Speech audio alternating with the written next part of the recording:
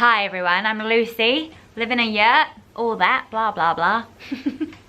So today I wanted to talk about this thing that sometimes happens to me. Something that happens when I'm not really paying attention. And when it begins to happen, I become quite quickly aware that my well-being is suffering. And it is that sometimes it's like I'm totally addicted to the internet. Do you ever feel like that? Now, because I'm so aware of how it impacts me and basically makes me not feel as great as I could be, it doesn't happen that often. I try really hard to have systems that help me just stay in control of my internet use. I'm gonna talk about those in a little while. But it happens a few times a year, and it's usually right after I've had to be online for a big chunk of time. So the last 2 months we've been launching Extinction Rebellion across Aotearoa, which is an amazing social movement. And although it's organized around local groups in real time, there's a lot of online organizing, Facebook page management, group management, organizing tools. And I've made it my aim to try and check in several times a day to keep on top of it all. And it's been really good and it's going really well, and I'm absolutely not complaining. But what it's done is that it's rewired my brain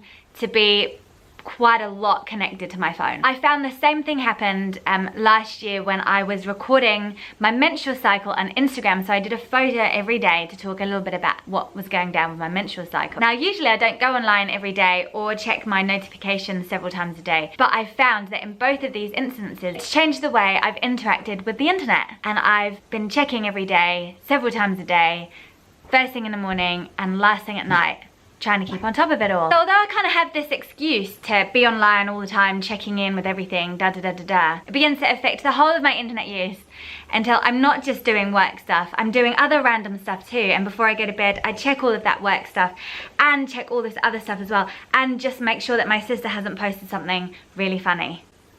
And because this is so related to my sense of well-being, this video is part of a self-care series that Channel Mum is organizing. So I'm going to link to that below. If you're interested in self-care, in boosting your love of yourself, your esteem, your mental health, I totally recommend you check out these other videos about how other women and mamas across the world are doing it. Downside for me is that I really notice that when I'm checking in with my phone a lot, I don't have enough time, enough downtime to make decisions and reflect on things in a really natural and relaxed way. Because I think if you're not constantly checking in with your phone, you've got so many more little moments in your day, transitionary moments, where your thoughts kind of are floating around and then they kind of settle and drift into a certain knowledge or a wisdom about a topic. And if you're filling all of those in-between moments with looking and reading and doing work, you just don't have enough time to allow everything to kind of settle and make sense for you. And what I find happening is I'm like, I'm gonna make a really important decision. I need to sit down and make a really important decision, rather than just simply coming into a knowledge about what the right thing to do would be. Yeah, so it's like it just steals my time. It steals my downtime in my mind, and I become a less wise person. And also, I find it gives me less time to create, because most of my creating goes on in the in-between times, and it goes on when I'm pretty bored, actually. I sort of need no stimulation and no pressure in order to come up with all of my creative ideas. I wrote a talk last year for the Tiny House Conference about our journey to off-gridness. And it was a really good talk. It was a great talk, and it had lots of jokes in it. And I realized that every single one of those jokes popped into my head when I was putting Ramona and Juno to sleep, because at that time I'd made a commitment that I wasn't going to read a novel or look at my phone while I was lying in bed with them, that I was simply just going to lie and let my thoughts wander around. And every night that week when I was writing the talk, I went to bed with no novel or any stimulation, and every night I just came up with like a totally random joke that worked really well for the talk. It's just a little example of how important it is. And of course you can say, like decision making, right, I'm gonna sit down right now and not do anything and not have any stimulation at all. I'm just gonna sit down and come up with great jokes for my talk. You can do that, but it totally doesn't work. in my experience because of the pressure. You need these nothing moments in order to really create, I reckon. Because I'm a creator, that is so important to me. So when I get locked into the spiral of internet checking, I notice it keenly. And finally, the third thing that happens to me when I get a bit addicted, I'm trying really hard not to say when I get addicted, because, you know, I guess I'm trying not to feel so bad. But I really notice my inability to truly absorb every moment. Like, so one of the things I'm going to talk about in a little bit is these times where I go offline for 5 days, off, nothing, no phone, no computer, nothing. And in those times, it's like everything goes into full color around me. It starts happening after just a day of no internet. It's like I just notice everything. The flavors, the food are stronger. The laughter I share with my kids is more authentic. I'm just much more deeply present when I don't have in the back of my head some kind of subconscious connection with what's going on in my phone. I think that's basically what it is. If I'm spending heaps and heaps of time online, the online world provides a constant static to my everyday life, and it doesn't feel good. It absolutely takes away my experience of living. So those are the 3 big things why I don't like this, getting locked into this constant checking and just really being attached to my phone. I really don't like it. It really doesn't feel good to me.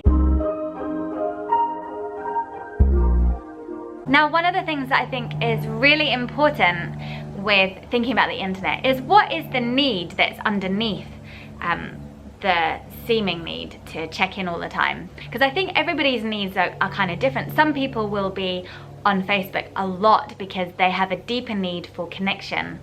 For others, they might be on Facebook a lot, sharing a lot, because they have a need to express themselves. Others might have a need for relaxation, and it feels like a pretty easy way to relax, I guess, picking up your phone and having a wee scroll. And other people might be expressing a need for playfulness. And these are all really important needs that can't be overlooked. But I guess I would just question whether Facebook and social media is the best way to get these needs met. May or may not be. But once you understand the need that is going on for you, you can find ways of meeting those needs that not only meet those needs a little bit, but meet those needs in a full kind of whole body way that really help you feel replenished rather than depleted. For me, it's really obvious that when I get locked into this kind of addicted to the internet cycle, it's just simply that my brain has rewired and I've picked up a new habit. In a bit of downtime, I just turn to my phone. It's like a really clear example of forming a habit over 30 days that is tricky to break unless you're really intentional about it. When I notice that it's happened and when I notice that I'm feeling not as good from it, I go pretty hardcore. I take between 3 and 5 days completely offline. And that's a way to reset my brain, and it totally works for me. And then I start implementing a weekly rhythm where I spend 1 or 2 days on the weekend completely offline. And I try really hard to have 4 to 6 hour blocks every day where my phone is not near me and I'm on airplane, I can't be contacted, and I don't check in with the internet. So those are like 3 sort of like semi-fast, like internet fast, although I call them retreats because they're so restorative for me.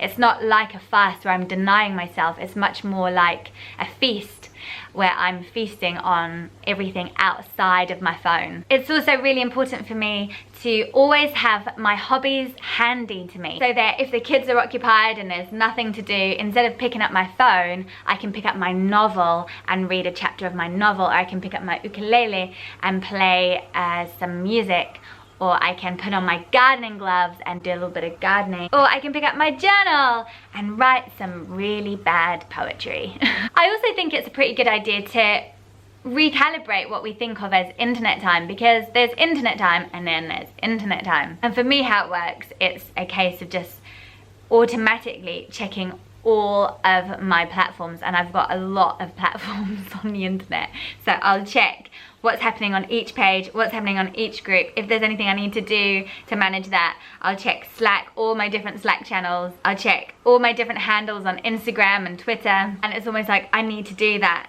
boom, boom, boom, boom, boom before I can almost go to sleep. And obviously that's not healthy. And then I know that some people's addiction is simply just scrolling and scrolling and scrolling until you're just reading stories about people that you've not seen for like 9 years, things you don't care about, but you're just kind of like keeping on scrolling, and that's a bit of an addictive thing. And I'd say both of those things are not really that healthy.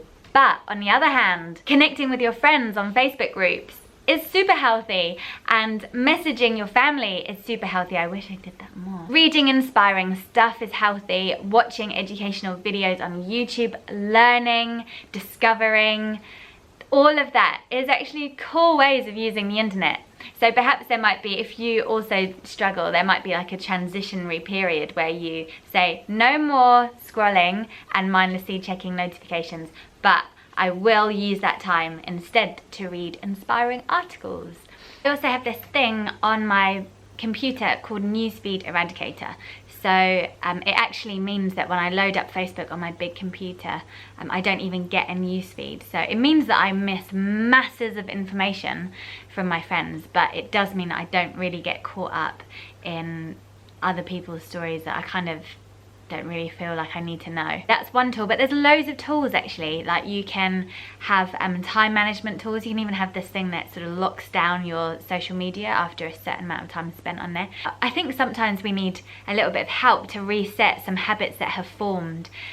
And I really see that we're in this kind of period basically where we're being inundated with amazing things online, but we haven't quite got the tools to make it healthy and allow us to really cope and enjoy our life while holding all of this stuff really sensibly. Do you know what I mean? So I think there's going to be a few years where we're all basically trying to figure out our own healthy uses of the internet. Yeah, and we're gonna kind of rely on some of these apps to help us along a little bit, I think. We went to a gig last week and I noticed 2 people actually get their phones out in the middle of the gig, and they were friends, so they'd obviously shared this tool, and they went to get their phones out in the middle of the gig and their phones were locked. They couldn't get in because they'd set this really heavy kind of thing, so they couldn't access it after a certain amount of time set. And I just thought that's actually probably going to become way more normal. You know, there's lots of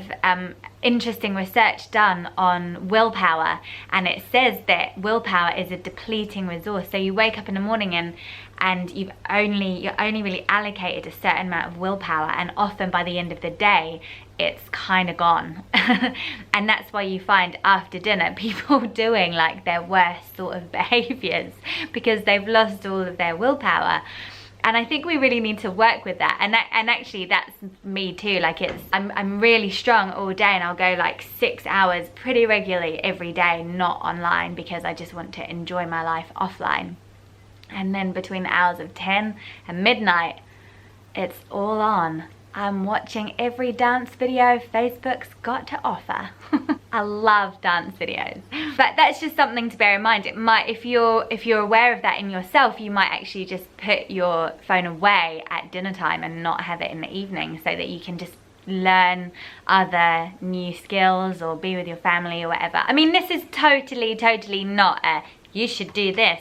This is just my own experience and some things that I love to do so that the internet does not take over my life, which it could easily do because it is literally my livelihood. My whole work is based online, which does add this whole other dynamic, and I do really need to be careful that it doesn't become everything to me. I'd love to hear if you've got any tricks and techniques to not get so addicted to the internet. Like, how do you just get all the goodness of the internet without the mindlessness and the addictive part of it? I mean, to be honest, we have to be eyes wide open with it. When they're making apps, they're using some really solid, robust research designed to draw us in and keep us on there. So you have to be as intentional as they are about it not taking over. You can catch my Patreon on the link below if you want to get more resources. I hope you're well wherever you are in the world. Stay radical and much love to you. Mwah.